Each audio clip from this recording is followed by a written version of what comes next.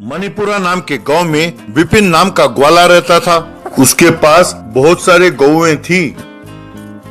वो हर रोज सवेरे दूध दोहता, फिर साइकिल पर दूध ले जाकर घर घर बांटता। वो बहुत ईमानदार था। उसकी पत्नी थी जानकी और बेटा नितिन था। नितिन को मिट्टी के खिलौने बनाने का बहुत शौक था। उसी गांव में एक और दूध बेचने वाला था। नाम था उसका बग्गा। वो अपने दूध में पानी मिलाता था। वो भी दूध साइकिल पर ले जाकर घर घर बेचता था। एक औरत दूध लेते हुए, मैं यहाँ गांव में नई आई हूँ, तो तुम मुझे धोखा देते हो। मैंने सुना है कि तुम विपिन नहीं बग्गा हो। तुमने क्यों कहा कि तुम विपिन हो? मैं अब समझी कि लोग तुमसे दूध क्यों नहीं लेते हैं। तुम्हारा दूध बिल्कुल बेकार है। कल से तुम्हें दूध डालने की जरूरत नहीं है। ये सुनकर बग्गा को बहुत गुस्सा आया। इस कमीने विपिन ने तो मेरा जीना हराम कर रखा है। जो लोग बाहर से आते हैं उन्हें भी पता चल गया है कि मैं कितना निकम्मा हूँ। विपिन की ईमानदारी की वजह से मेरा धंधा ठप हो रहा है। उसका दूध का धंधा बंद कराना होगा, कुछ करना होगा। ऐसा सोचकर उस दिन रात को वो विपिन के घर में पानी में कुछ दवाई मिलाया। वो पानी गायों ने पी। अगले दिन विपिन ने बहुत कोशिश की, फिर भी गाय दूध नहीं दे रही थी। जानकी, ये क्या, गाय दूध क्यों नहीं दे रही हैं? कल तुमने इन्हें अच्छी तरह खिलाया तो था ना? तब जानकी और नितिन ने भी बहुत कोशिश की, लेकिन दूध नहीं आ रहा था। उसके बाद पशुओं के डॉक्टर ने आकर देखा। आई एम सॉरी विपिन, अब ये गाय कभी दूध नहीं देंगी। इन गायों की दूध देने की शक्ति हमेशा के लिए खत्म हो गई है। ने किसी ने कोई जहर दिया है। अब ये गाय दूध नहीं दे पाएंगी। कहकर चला गया। हे भगवान, ये क्या हो गया? ये गाय इतना अच्छा दूध दे रही थी, अब इन्हें जहर किसने मिला के दिया है? कहकर उदास हो रही थी। अब दूध नहीं बेचेंगे तो हमारा क्या होगा? अब हम खाएंगे क्या, जिएंगे कैसे? अगर ये गाय दूध ना भी दें तो इन्हें पालने की जिम्मेदारी तो अपनी है ना, तो उसके लिए पैसे कहाँ से आएंगे? हे भगवान, अब मैं क्या करूँ? आप चिंता न करो, भगवान हमें कोई न कोई रास्ता जरूर दिखाएगा। अब मैं स्कूल जाकर आप पर बोझ नहीं बनना चाहता। दोनों मिलकर कोई मजदूरी करते हैं और पैसे कमाते हैं, ठीक है? यूं बाप बेटे दोनों एक मिस्त्री के पास मजदूरी करने लगे। वो जो पैसे कमाते थे उसमें आधा गायों को पालने में ही खर्च हो जाता था। बाकी पैसों से वो अपना गुजारा करते थे। जिस दिन काम नहीं होता था वो पानी पीकर खाली पेट सो जाते थे और गाय मारे भूख के कह के चिल्लाते रहते थे। ये देखकर वो बहुत दुखी होते थे। एक दिन एक पुराने घर को तोड़ रहे थे। नितिन और विपिन एक दीवार को तोड़ रहे थे कि उसके अंदर से एक संदूक बाहर निकला। नितिन ने उस संदूक को खोल के देखा तो उसमें दो छोटे गाय थे। एक गाय, बच्चों, हम जादुई गाय हैं। एक श्राप की वजह से हम इस संदूक में कैद हो गए। तब दूसरी गाय, जो भी हमें छुड़ाए, हम उनकी कुछ दिन सेवा करेंगे तो हम एकदम से श्राप से मुक्त हो जाएंगे। बताओ, हम आपकी क्या सेवा करें? तब नितिन ने उन गायों को सब कुछ बताया। आप चिंता बिल्कुल ना करो। हम दिन में बड़े गाय बनकर आपको जितना दूध चाहिए उतना देंगे, लेकिन हम श्राप की वजह से रात को छोटे हो जाएंगे। हमें जानवरों से बचाने की जिम्मेदारी आपकी है। दोनों मान गए और उन गायों को प्रणाम किया। उस संदूक को लेकर घर चले गए। इस तरह नितिन ने अपने घर में एक मिनी काऊ क्ले शेड बनाया। उन दोनों गायों को उसमें रखा। माँ, घर के बाहर कुत्ते बिल्ली का आपको खतरा हो सकता है, इसीलिए मेरे बेटे ने समझदारी से घर के अंदर ही आप लोगों के लिए शेड बनाया है। अब से आप दोनों यहाँ पर आराम से रह सकते हैं। सवेरे होते ही दोनों गाय बड़े हो गए और कैन भरकर दूध दिया। रात होते ही छोटे बनकर शेड में जाकर सो गए। विपिन ने फिर से दूध बेचना शुरू किया। अब वो ज्यादा दूध बेचता था, इसलिए उसे पैसे भी ज्यादा मिलते थे। इस तरह वो अपने गायों को अच्छा खाना भी खिलाने लगा। वे गायें भी तंदुरुस्त होने लगी। एक दिन विपिन को साइकिल पर जाते हुए देखकर बग्गा, ये क्या, इस कमबख्त ने फिर से धंधा शुरू कर दिया? इसने तो नए गाय भी नहीं खरीदे, तो इसे दूध कहाँ से मिल रहा है? ये क्या राज है, ये पता लगाना होगा। ऐसा सोचा।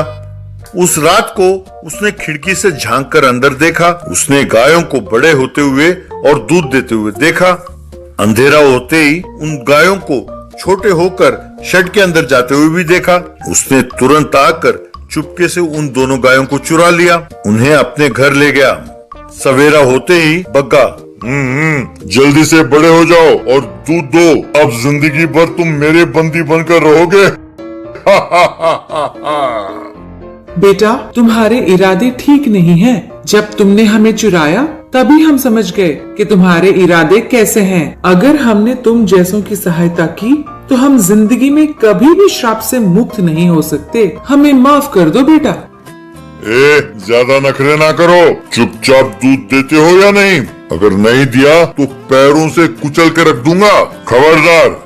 बस दोनों गाय बड़े हो गए और अपने सींग से उसे मारने लगे। बग्गा उछलकर दूर जा गिरा। वो गाय फिर से बिपिन के पास लौट गए। उन गायों के कारण नितिन ने खूब पैसे कमाए, बहुत बढ़िया घर बनाया, गाड़ी भी खरीद ली और आराम से रहने लगा। श्राप से मुक्त होकर दोनों गाय हवा में उड़ने लगे तो विपिन और उसके परिवार ने उन दोनों को प्रणाम किया। दिवाली पटाखा लॉकर थीफ। पंकज नाम का एक वैज्ञानिक ने एक छोटी वस्तुओं को तुरंत बड़े आकार में बनाने का एक रसायन का आविष्कार किया। इस डर से कि कोई उसे चुरा ना ले, अपने घर में एक लॉकर में उसे छिपा कर रखा। शुक्र है अब कोई मेरे लॉकर को चुरा नहीं सकता। चुरा भी लिया तो इसे किसी भी हाल में नहीं खोल सकता। तब तक मैं शहर जाकर इस रसायन का पेटेंट अपने नाम करके आता हूँ। यूँ सोचकर उस लॉकर को हिफाजत से रखकर पेटेंट के लिए दिल्ली चला गया। उसी गांव में आयुष नाम का एक चोर चोरी करने लगा। वो मंदिर जाकर पूजा करके, हे भगवान, ये मेरी पहली चोरी है, मुझे आशीर्वाद दो। तुम सोच रहे होगे कि ये क्या, चोरी के लिए मुझसे आशीर्वाद क्यों मांग रहा है? पर क्या करूं, मैं कोई काम तो जानता ही नहीं। बचपन से ही माँ के पास से और पिताजी के जेब में से पैसे मारकर मैं चोर बन गया, तो अब इसकी आदत हो गई है। भगवान, बाकी काम बहुत मुश्किल लगता है, उसके लिए हुनर का होना जरूरी है। चोरी करने की पहले से ही मुझे तजुर्बा है, इसीलिए अब और मैं बकवास नहीं कर सकता। मुझे ब्लेस करो कि मेरी पहली चोरी कामयाब हो।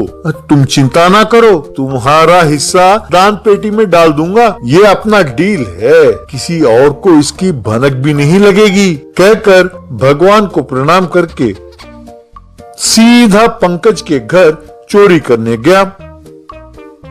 सीधा उसके घर का मेन गेट को खोलकर अंदर जाकर दरवाजे पर लगे ताला को देखकर हथौड़ी से जोर से मारा और तोड़ा। वाह, अपने गांव के लोग समझते हैं कि ताला लगाने से उनका घर सुरक्षित है, पर ये हथौड़ी के एक मार से ही खुल जाते हैं। देखते हैं कि इस घर में कीमती वस्तुएं क्या क्या हैं। आयुष ने सारा घर छान मारा, उसे कुछ भी हाथ नहीं लगा।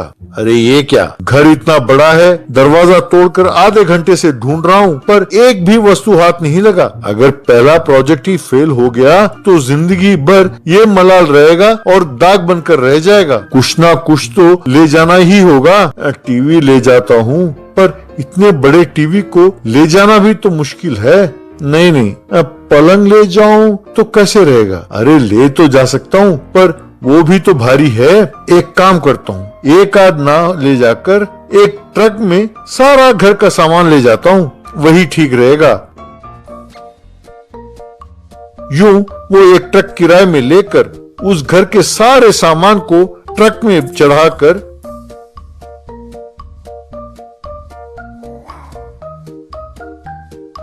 उसे दूर ले जाकर सड़क के किनारे रखकर बेचने लगा।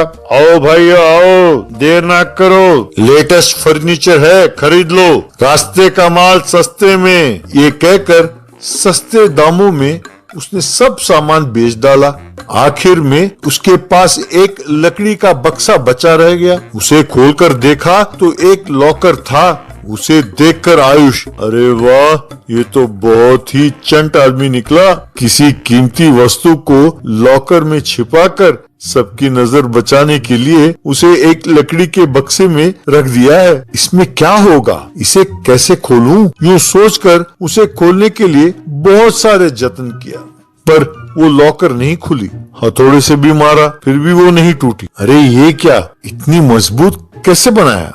अगर मैं इसे नहीं खोल सका तो लानत है, एक उपाय है, कहकर पास वाले पटाखे की दुकान में जाकर 4-5 दिवाली के पटाखे खरीद कर ले आया और उन्हें लॉकर के ऊपर रखा। उन्हें जलाने की कोशिश करने लगा, पर उससे वो नहीं हो रहा था। आइडिया तो अच्छा है, पर मैं पटाखे जला नहीं सकता। बचपन से ही मुझे पटाखों से बहुत डर लगता है, कहकर रास्ते में जा रहे एक व्यक्ति को रोककर, भैया मुझे पटाखों से डर लगता है, प्लीज आप इसे जला दो ना। तब अमरीश नाम का वो व्यक्ति, अरे ये कौन सी बड़ी बात है, मुझे दो, मैं जलाता हूँ, कहकर जलाने ही वाला था कि वो रुककर, पर एक बात बताओ, इतने पटाखे रखकर लॉकर को तुम जलाओगे तो अंदर जो वस्तु है वो भी तो जलकर नाश हो जाएगा ना। ना ना ना, अरे कुछ नहीं होगा, उसमें कुछ होगा तभी ना उसका नाश होगा। ये तो खाली बक्सा है। आप जलाओ, जल्दी कीजिए प्लीज, कहकर माचिस उसे देकर कानों में उंगली रखकर खड़ा रह गया। तभी अमरीश की पत्नी अरुंधति वहाँ आई। क्यों जी, मुझे शॉपिंग में छोड़कर यहाँ चले आए? मैंने कौन सी देर लगा दी थी, सिर्फ 4 ही तो घंटे। मैंने साड़ी सेलेक्ट कर रही थी, बस इतने में उच्च उपकर आप मुझे छोड़ आए। और ये क्या, सड़क पे बच्चों के तरह, चलो घर चलते हैं, कहकर अमरीश को खींचकर ले गई। अरे ये कौन है जो चुड़ैल की तरह आकर काम बिगाड़ रही है? अरे थोड़ी देर रुक जाती तो मेरा किस्मत खुल जाती। अब क्या करूं, किसी को रोक भी तो नहीं सकता। ऊपर से लॉकर के ऊपर रखकर जलाने पर लोगों को शक हो रहा है। ऐसा क्यों कर रहे हो, कहकर सवाल करते हैं। पहले इसे कपड़े से ढक देता हूँ, कहकर लॉकर को कपड़े से ढककर उसके ऊपर पटाखे रखकर सड़क की ओर देखने लगा तो पेटेंट के लिए गया हुआ पंकज खुश होकर लौट रहा था। उसे रोककर, सर रुकिए ना, लगता है कि आप बहुत खुश हैं। इस खुशी को मेरे इन पटाखों को जलाकर मेरे साथ बांटिए प्लीज। ओके, माचिस दो, कहकर माचिस लेकर पटाखे को जलाया। बस वो धमाल कह के फूटे। लॉकर धड़ाम से खुला। उसमें पंकज के छिपाए हुए रसायन दिखाई दिया। उसे देखकर आयुष, अरे ये क्या, लगता है कि ये कोई कीमती दवाई है। लगता है इसीलिए इसे इतनी हिफाजत से रखा था, यानी अपने पहले प्रोजेक्ट में ही महंगी दवाई मिली है। इसे इसी वक्त पीता हूँ, कहकर पीने ही वाला था तो पंकज उसे रोकते हुए, अरे कमीने रुक जा, मुफ्त में मिलने पर तू फिनाइल भी पीने वाला दिखता है निकम्मे। जानते हो कि वो क्या है? वो एक रसायन है, उसे पियोगे तो मर जाओगे। वैसे ये तुझे मिला कहाँ? यूं पूछते ही आयुष चौंक गया। मतलब ऐसा है कि सर, वो कहकर बुदबुदाने लगा, कहीं तुमने इसे चोरी तो नहीं की ना कमीने? सिर्फ इसे उठा लाए या सारा घर का माल लेकर आए हो? सब कुछ sir, totally empty. First time चोरी की है, कुछ नहीं मिला तो निराश होकर सब कुछ उठा लिया। अरे कमीने, चोर कहीं के, वो मेरा घर है। वैसे देखा जाए तो तुम्हें पुलिस को ही सौंपना चाहिए, पर मैं ऐसा नहीं करूंगा। तुम वो दवाई पी लो। आयुष उसे गटागट पी गया। बस अचानक वो विशाल आकार का हो गया। सक्सेस, मेरा प्रोजेक्ट सक्सेस है। ये कैसी सजा है सर? यूं चोरी करने पर मुझे एक जेंट मैन बना दिया। अब इस शरीर के साथ मैं क्या करूंगा, कैसे जीऊंगा? अब जब तक मैं तुम्हें छोटा करने की दवाई का पता ना लगा लूं, तुम्हें ऐसा ही रहना होगा। तब तक मेरे पास काम करते रहो, यही सजा है। इस तरह उसे अपने पास काम पर रखा। आयुष भी उसके पास काम करने लगा।